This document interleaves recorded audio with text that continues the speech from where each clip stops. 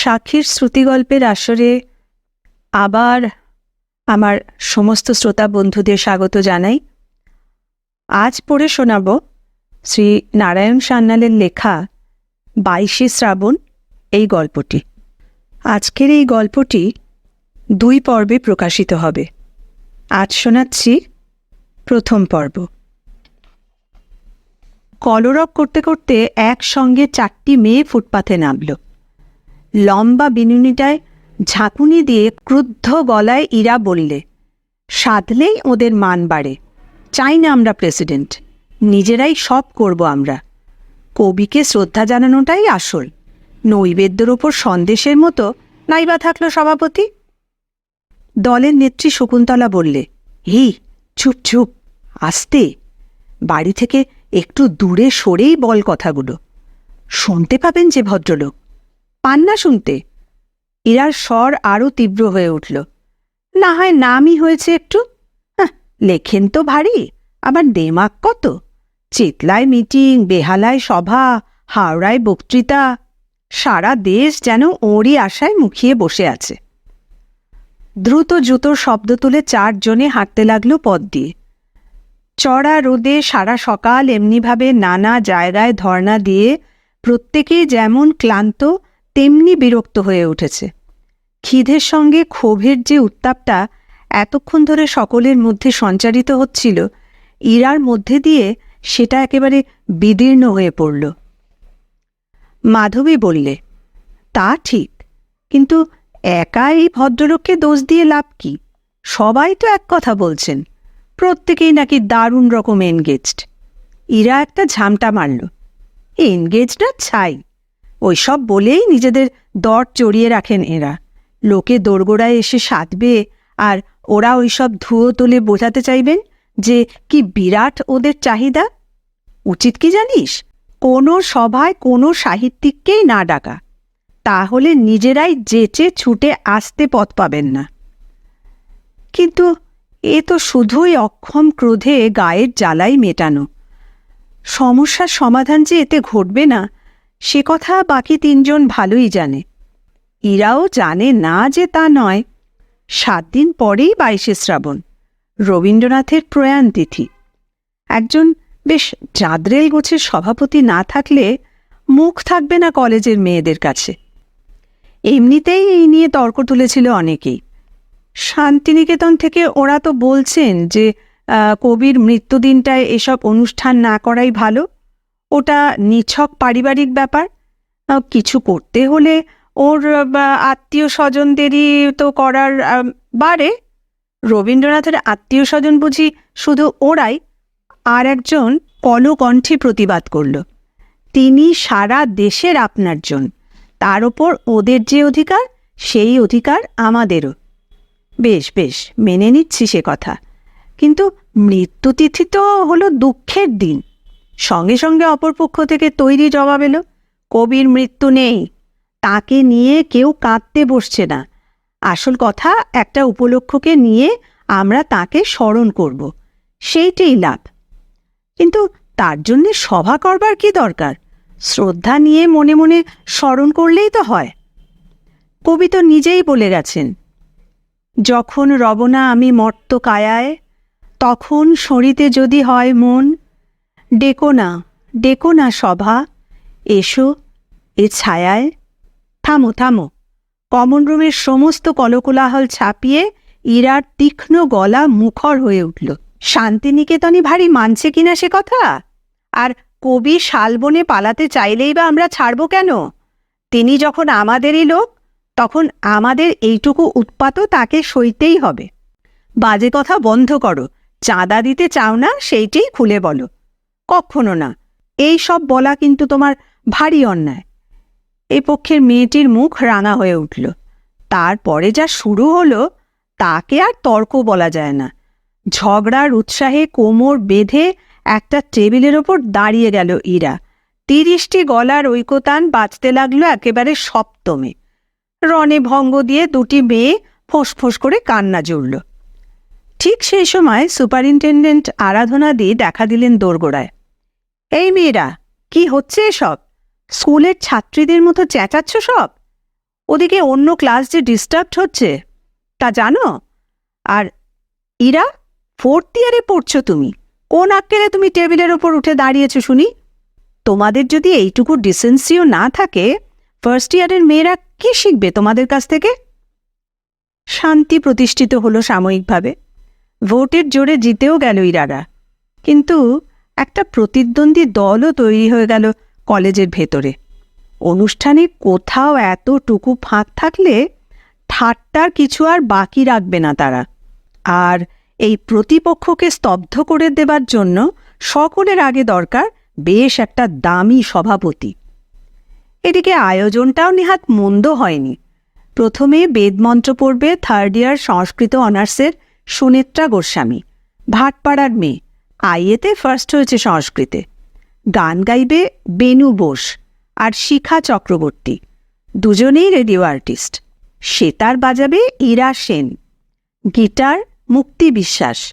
নটির পূজার ক্ষম হে ক্ষম গানটার সঙ্গে শ্রীমতীর নাচ খুব সময়োপযোগী হবে। নাচবে হিমানী গুপ্ত, সে অল বেঙ্গল চ্যাম্পিয়ন। রবীন্দ্রকাব্যে মৃত্যুকল্পনা বলে প্রবন্ধ পড়বে 4th ইয়ারের শকুন্তলা নিয়োগী, কলেজ ম্যাগাজিনের এডিটর, চমৎকার বাংলা লেখে। তাছাড়া প্রিন্সিপালও কিছু বলতে রাজি হয়েছেন। বাংলার অধ্যাপক, অসামান্য জনপ্রিয় সিসিবিও নিশ্চয়ই খুব ভালো একটা বক্তৃতা দেবেন। সুতরাং বেশ ভালোই হয়েছে এদিকের ব্যবস্থাটা। এখন মানানসই গোছের একজন সভাপতি হলেই কোথাও কিছু আর বাকি থাকত না। কিন্তু সেইখানেই বেঁধেছে যত গণ্ডগোল। পুরোত না থাকলে যেমন পুজোর সমস্ত সমারোহ ব্যর্থ, দুর্দান্ত একজন সভাপতি না পেলে সবটারই তো অঙ্গহানি ঘটে যাবে।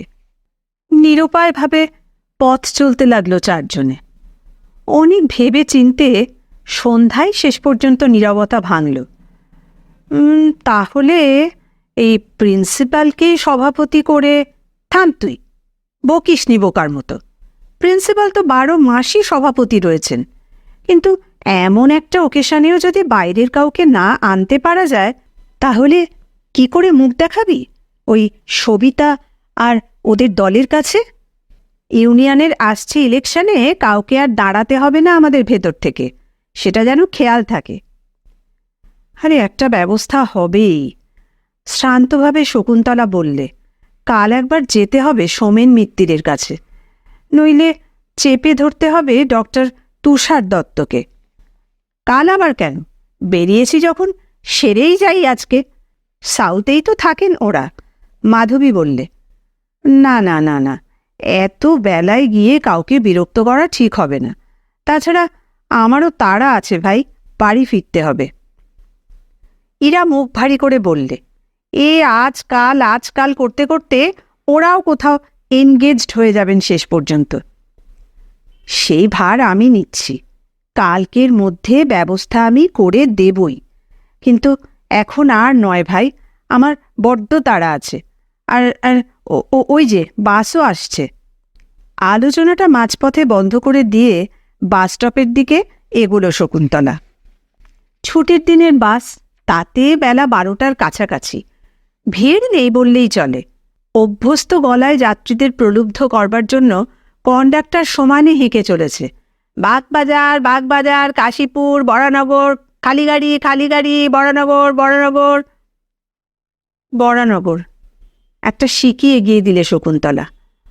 শ্রাবণের দুপুর, কিন্তু বর্ষণের বিষণ্ণ ছায়া আকাশে কোথাও নেই। শুধু অলস আশ্বিনের আভাস নিয়ে মেঘের কয়েকটা শুভ্রোজ্জ্বল খণ্ড ভেসে চলেছে দল ছাড়া পাখির মতো। সূর্যের নিষ্ঠুর আলো থেকে থেকে শকুন্তলার মুখের ওপর এসে পড়তে লাগল। ওপাশের সিটে গিয়ে বসলেই হয়, কিন্তু সীমানাহীন ক্লান্তিতে নিজের জায়গাটা ছেড়ে উঠতেও ইচ্ছে করল না আর। মাথার ওপর সারা সকালের রোদ জ্বলে গেছে, না হয় পড়ুক আরও 2-1 ঝলক। 22শে শ্রাবণ, কবিগুরুর প্রয়াণ তিথি। নাচ, গান, আবৃত্তি, প্রবন্ধ, বক্তৃতা, অনুষ্ঠানের কোথাও কোনো ত্রুটি থাকবে না নিশ্চয়ই। তাছাড়া অক্লান্ত পরিশ্রম করছে ইরা, খেটে চলেছে জেদের মাথায়, যেন চ্যালেঞ্জ নিয়েছে সবিতার দলের সাথে। সেই ঝোঁকের মুখে এতক্ষণ শকুন্তলাও বিভ্রান্ত হয়েছিল। সারা সকালটা যেন কেটে গেছে এক নেশার ঘোরে। কিন্তু এই রৌদ্রোজ্জ্বল বেলা 12টার সময় বাসের ঝাঁকুনিতে দুলতে দুলতে বরানগর ফিরবার মুখে নিজেকে এইবার ফিরে পেল শকুন্তলা।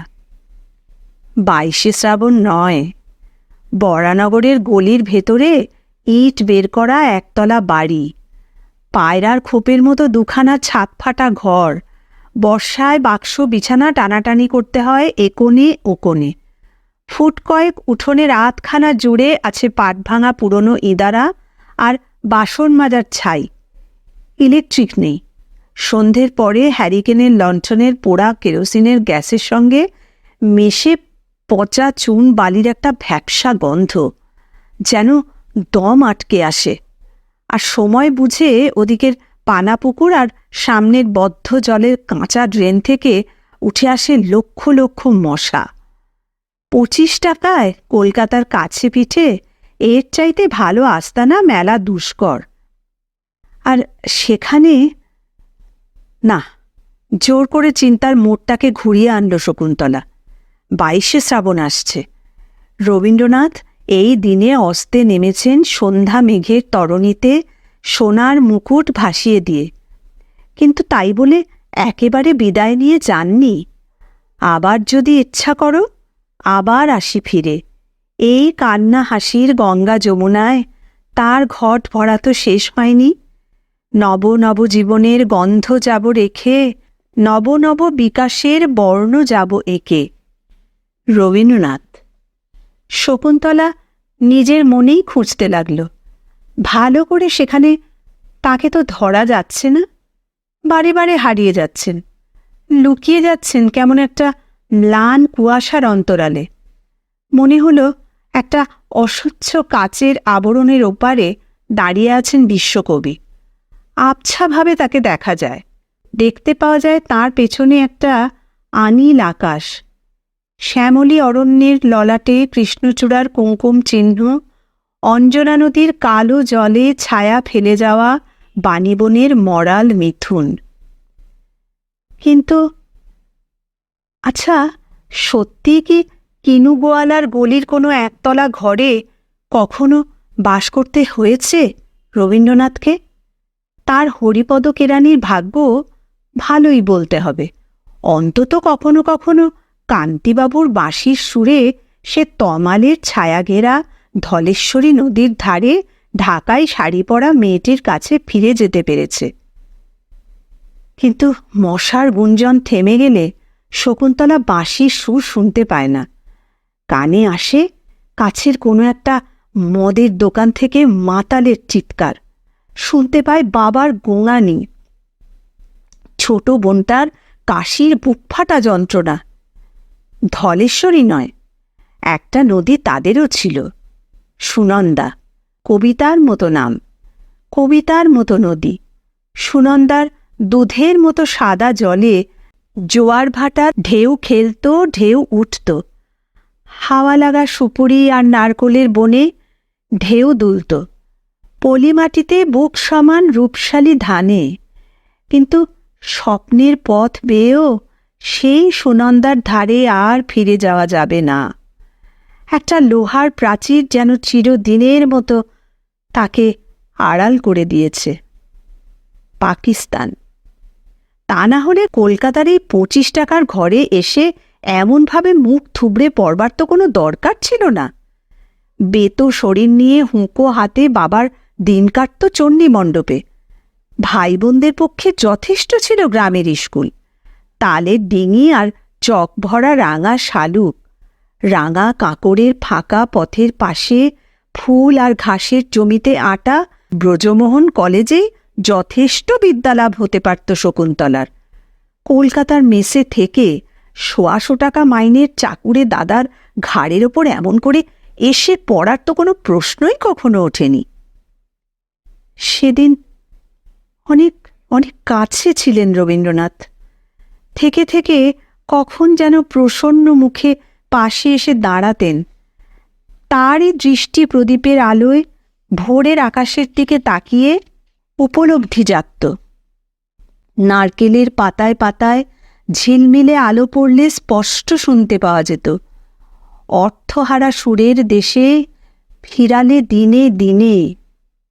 সে সুনন্দা নেই, সেই অর্থহারা সুরের দেশও নেই। এখন কিনুগোয়ালার গলি, কিন্তু কর্নেটের সুর আসে না। হরিধ্বনি তুলে মরা যায় বরানগর শ্মশান ঘাটে। বরানগর বাজার, বরানগর বাজার। কন্ডাক্টরের গলার স্বর সব ছিন্ন ভিন্ন করে দিলে। চমকে তাকালো শকুন্তলা। ভাবনার ফাঁকে ফাঁকে কখন পার হয়ে গেছে নোংরা বাগবাজার, পাথর ওঠা কাশীপুরের পথ, বরানগর বাজারের অপরিচ্ছন্ন তেমাথার সামনে এসে কখন ক্লান্ত নিঃশ্বাস ফেলছে বাসটা।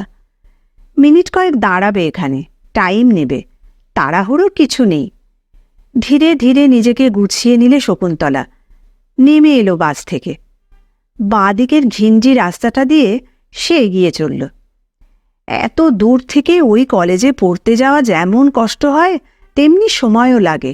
কিন্তু একসঙ্গে এমন কনসেশন আর স্টাইপেন্ড কলকাতার আর কোনো কলেজেই পাওয়া গেল না।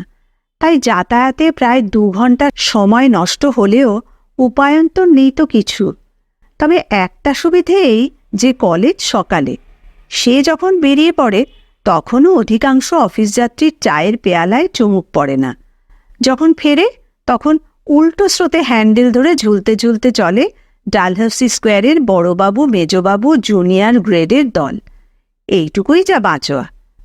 কখনো কখনো বেশ ভয় করে, বিশেষ করে শীতের মেঘলা সকালে, যখন ঠান্ডায় চোখ মুখ যেন ছিঁড়ে যেতে থাকে, হাতে বোনা পশমি ব্লাউজটার ভেতর শীতের কাঁপন ওঠে, আর রাত্রি জমে থাকা এক্কেবারে ফাঁকা বাসটার একা যাত্রী শকুন্তলা জড়সড় হয়ে বসে থাকে তখন। কিন্তু চারিদিকের এত ভাবনা সঙ্গে সঙ্গে এমন করে মনকে ঘিরে ধরে যে একটু পরে নিজের জন্য ভয় করতেও প্রায় ভুলে যায় শকুন্তলা। বাবা, ছোট বোনেরা, ছোট ভাই, বড়দা, অভাব, দুশ্চিন্তা, লেগে থাকা অসুখ, দাদার মাইনের টাকায় আর শকুন্তলার স্টাইপেন্ডের উদ্বৃত্ত থেকে মাসের 20টা দিন কোনো ক্রমে টেনে বুনে চলে। আর বাকি 10টা দিন যে কিভাবে নাভিশ্বাস টেনে চালিয়ে যেতে হয় সেটা ভাবতে গেলেও মাথা ঘুরতে থাকে। চারিদিক থেকেই কালো রাত যেখানে ঘনিয়ে আছে, সেখানে একটা শীতের সকাল আর কতখানি বা ক্ষতি করতে পারে। চলতে চলতে হঠাৎ থমকে থেমে গেল এক সময়। অজিত নয়? সন্দেহ কি? অজিতই বটে। আরও 3-4টি ছেলের সঙ্গে একটা পানের দোকানের সামনে দাঁড়িয়ে গুলতানি করছে, আর কি একটা কথার ওপরে যেন অশ্লীলভাবে হাসছে হি হি করে। আর ঠিক সেই সময়ে চোখ তুলতেই অজিতও দেখতে পেল দিদিকে। চট করে হাতের জ্বলন্ত সিগারেটটা ফেলে দিল মাটিতে, আর নক্ষত্রবেগে অদৃশ্য হল পাশের একটা ছোট গলির ভেতরে। অজিতের সঙ্গীরা শকুন্তলাকে চেনে না, বুঝতেও পারল না কিছু। তারা সমস্বরে কোলাহল তুলে ডাকতে লাগলো, এ পালালি কেন রে? এই শালা, এই অজিত, আরে শোন না। রাস্তার মধ্যে কিছুক্ষণ শকুন্তলা পাথর হয়ে দাঁড়িয়ে রইল। মাত্র 12 বছরের ছেলে অজিত, এর মধ্যেই এই স্তরে নেমেছে। যে অজিত সেদিন পর্যন্ত তার কোলের কাছে শুয়ে চোখ বড় বড় করে রূপকথা শুনত। গ্রামের স্কুলে শুধু পড়াশুনোর নয়, স্বভাব চরিত্রেও ছিল ফার্স্ট বয়। শহরের কলেজ থেকে ছুটিতে বাড়ি ফিরলে দিদি কই মাছ ভালোবাসে বলে ছিপ নিয়ে ধ্যানে বসত পুকুরে। এই সেই অজিত। শুধু সিগারেট ধরেছে তাই নয়, যাদের সঙ্গে মিশেছে তারা সময়ে অসময়ে শকুন্তলার দিকেও লক্ষ্য করে শীষ টানে। শুধু মাথার ওপরে সূর্যের জ্বালাই নয়, পায়ের তলাতেও যেন একটা আগুনের নদী পার হয়ে শকুন্তলা বাড়ি ফিরল। নাড়া দিলে কিনুগোয়ালার গলির ফাট ধরা দরজার ক্ষয়ে যাওয়া কড়াতে। 10 বছরের বোন শান্তি দরজা খুলল। ছেঁড়া ফ্রক, ময়লা হাফ প্যান্ট, ছোট ছোট 2টি হাতে মশলা বাটার পাকা জাফরানি রং। এই শান্তিকে দেখলে এখন কার মনে হবে যে 2 বছর আগেও তাকে একটা টাটকা ফোটা গোলাপ ফুল বলে সম্ভাষণ করত লোকে? শান্তি ফিসফিস করে বললে, আজ ছুটির দিনেও এত দেরি করে ফিরলি দিদি? কাজ ছিল, হয়েছেটা কি? বাবা ভয়ানক খেপে গেছেন, যাচ্ছে তাই বলে গালাগাল দিচ্ছেন তোকে। সেদিন গে নিজেদের ঘরটার দিকে এগোলো শকুন্তলা। নিজেদের ঘর? তারা 4 জন থাকে এ ঘরে। সে, অজিত, শান্তি আর 5 বছরের ছোট বোন টুনু। আর একখানায় বাবা আর দাদা। তক্তপোষের কারবারই নেই। বিকেলে ঢালা বিছানা পড়ে মেঝের ওপর। এক কোণে গোটা 3-4 ট্রাঙ্ক আর টিনের সুটকেস। দরজাটাকে বাঁচিয়ে একদিকে একটা নারকেলের দড়ি টানা। শাড়ি, জামা আর এক রাশ ছেঁড়াখোড়া টুকিটাকির ভারে মেঝের প্রায় হাতখানেকের মধ্যে নেমে এসেছে। আর আরেক কোণে 3 টাকা দামের একটা প্যাকিং কাঠের শেলফে শকুন্তলার বই, খাতা, আর তারই ফাঁকে ফাঁকে প্রায় লুকিয়ে আছেন রবীন্দ্রনাথ, শরৎচন্দ্র, বার্নার্ড শ এবং দেশি বিদেশি আরও 2-4 জন। এই শকুন্তলার বিদ্যাবেদী। এইখানে বসেই সে বিএ পরীক্ষায় ফার্স্ট ক্লাস অনার্স পাওয়ার স্বপ্ন দেখে। উৎকর্ণ হয়ে থাকে সেই বাঁশি শোনবার জন্য, যা তাকে সুরের ইন্দ্রধনু রথে রসের বৈকুণ্ঠলোকে নিয়ে যাবে। অজিতের তিক্ত বিষাক্ত ব্যাপারটা নিয়ে মনের মধ্যে জ্বলতে জ্বলতে একটা ময়লা আধছেঁড়া শাড়ি জড়িয়ে নিলে শকুন্তলা। এই সপ্তাহে কলেজে যাওয়ার মতো একমাত্র কাপড়খানাকে সযত্নে ভাঁজ করে তুলে রাখতে রাখতে বাবার গালাগালির জন্য তৈরি হতে লাগল। সব এখন আর গায়ে লাগে না, অভ্যেস হয়ে গেছে। বাতের যন্ত্রণায় বিকৃত মুখে কদর্য কটু ভাষায় বাবা সুর ধরেন। ঢিঙ্গি ধেড়ে মেয়ে আমার কলেজে পড়েন, এদিকে সংসার যে ভেসে যায়, বুড়ো বাপটা মরে, মেয়ে আমার বিদ্যের জাহাজ হচ্ছেন। বুঝি বুঝি সব, পড়া তো নয়, নাচতে যাওয়া হয় কলেজে। আশ্চর্য, আশ্চর্য সেই বাবা। গ্রামের লোকে বলতো দেবতার মতো মানুষ। মা ছাড়া কোনো দিন ডাকেননি শকুন্তলাকে, বলতেন ও আমার সাক্ষাৎ সরস্বতী। মা মরা ছেলে মেয়েদের একেবারে আগলে রাখতেন বুক দিয়ে। এই 2 বছরের মধ্যে কি অদ্ভুতভাবে বদলে গেছেন। একটা ভয়ঙ্কর ইংরেজি গল্প কিছুদিন আগে পড়েছিল, মনে আছে। একজন লোক একটু একটু করে তার আত্মাকে পাঠিয়ে দিয়েছিল একটা ঘোড়ার মধ্যে, আর নিজে মরে কাঠ হয়ে গিয়েছিল। বাবার সম্বন্ধেও তেমনি একটা সন্দেহ হয় তার। কোন দিন মরে ফুরিয়ে গেছেন, আর কার একটা হিংস্র প্রেতাত্মা এসে সঞ্চারিত হয়েছে তার ভেতরে।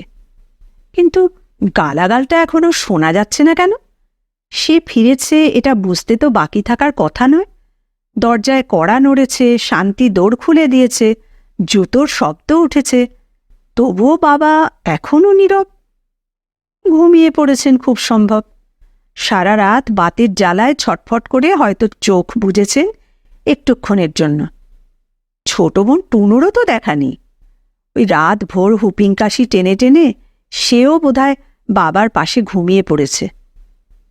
তবু বাঁচোয়া একদিন সহ্য করতে না পেরে বলে ফেলেছিল, বেশ তো বাবা, তোমার যদি পছন্দ না হয় পড়াশোনা ছেড়েই দিচ্ছি আমি।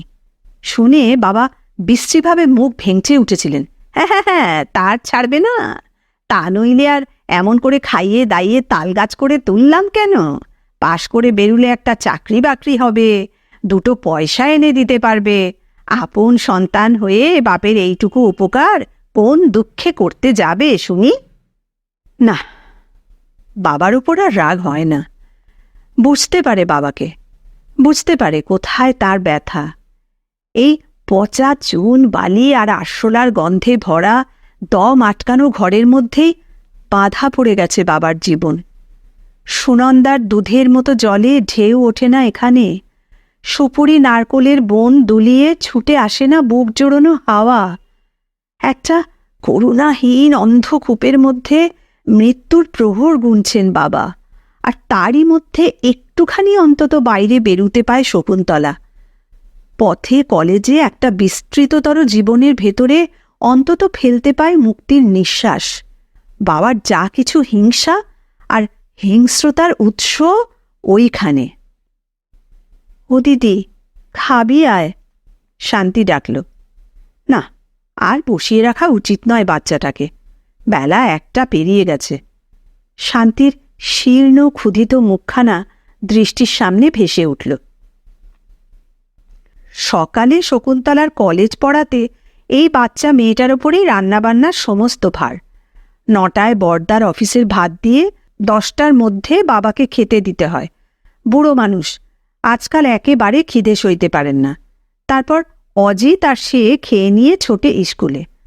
শকুন্তলার খাবার ঢাকা দেওয়াই থাকে। টুনু কোনো দিন বাবার সঙ্গেই খেয়ে নেয়, আর কোনো দিন বা দিদির জন্য অপেক্ষা করে। অতটুকু মেয়েটার ওপর বড্ড বেশি চাপ পড়ে সকালে। অবশ্য দুপুর থেকে রাত 11টা পর্যন্ত জোয়ালটা শকুন্তলাই কাঁধে তুলে নেয়। তবুও কিন্তু উপায় নেই, কি করা যায়? রান্নাঘরে এলো শকুন্তলা। দুজনের ভাত বেড়ে নিয়ে ক্ষুধিত কাতর মুখে অপেক্ষা করছে শান্তি। খেতে বসে শকুন্তলা জিজ্ঞেস করল, টুনি খায়নি? অনেকক্ষণ। ছোটদানা সেই 11টার সময় কোথায় চলে গেল। বাবা বারণ করলেন, শুনল না, বললে কোন এক বন্ধুর বাড়িতে পড়তে যাচ্ছে।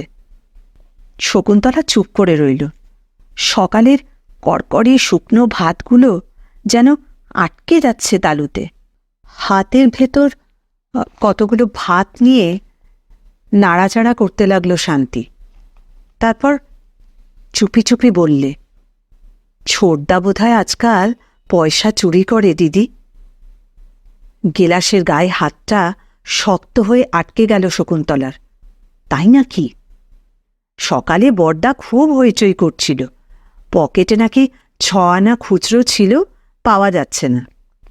স্বাভাবিক, খুব স্বাভাবিক। এই অন্ধকূপে, এই হীনতার ভেতরে এ ছাড়া কি আর করতে পারত অজিত? নিজের চোখেই তাকে দেখেছে কতগুলো বখাটে রগবাজ ছেলের সঙ্গে দাঁড়িয়ে দাঁড়িয়ে সিগারেট টানতে। এবারও সংক্ষিপ্ত জবাব দিলে শকুন্তলা। আর একটা কি যেন বলি বলি করে কিছুক্ষণ দ্বিধা করলে শান্তি। তারপর বললে যে ছোটদা খুব খারাপ হয়ে গেছে দিদি। শকুন্তলা চোখ তুলে তাকালো। ক্লাস 8-এর লীলা বলছিল ছোটদা নাকি কাল ওদের দেওয়ালে ওই একটা চক দিয়ে কি সব যাচ্ছে তাই কথা। চুপ কর! আচমকা সমস্ত জ্বালা নিয়ে শকুন্তলা নির্দোষ শান্তির ওপরেই অসহ্য ক্রোধে বিদীর্ণ হয়ে পড়ল। অত কথায় তোর কাজ কি? কাল যে তোদের পরীক্ষার প্রোগ্রেস রিপোর্ট দেওয়ার কথা ছিল, দেয়নি? শান্তি পাথর হয়ে গেল। যে গ্রাসটা মুখে তুলতে যাচ্ছিল নামিয়ে ফেলল থালার ওপরে। জবাব দিচ্ছিস না যে? দেয়নি প্রোগ্রেস রিপোর্ট? দিয়েছে। ফিসফিসে গলায় শান্তি জবাব দিলে। কোথায় সেটা? অঙ্কে আর ইংরেজিতে ফেল করেছি দিদি। ঝরঝর করে কেঁদে ফেলল শান্তি। সারা দিনের ক্লান্ত অভুক্ত মেয়েটার বেড়ে নেওয়া ভাতের ওপর টপটপ করে ঝরে পড়তে লাগলো চোখের জল। নিজের এই নিষ্ঠুরতায় বুকের ভেতরটা যেন মুচড়ে ছিঁড়ে গেল শকুন্তলার। চারিদিকের আঘাত খেয়ে খেয়ে প্রতিঘাত তো দিতেই হবে একজনকে, এমন একজন যে তার চাইতেও দুর্বল, তার চাইতেও অসহায়। তাই শান্তি। থালা ছেড়ে উঠে গেল শকুন্তলা। আজ এই পর্যন্ত রইল। গল্পের বাকি অংশ থাকবে দ্বিতীয় পর্বে।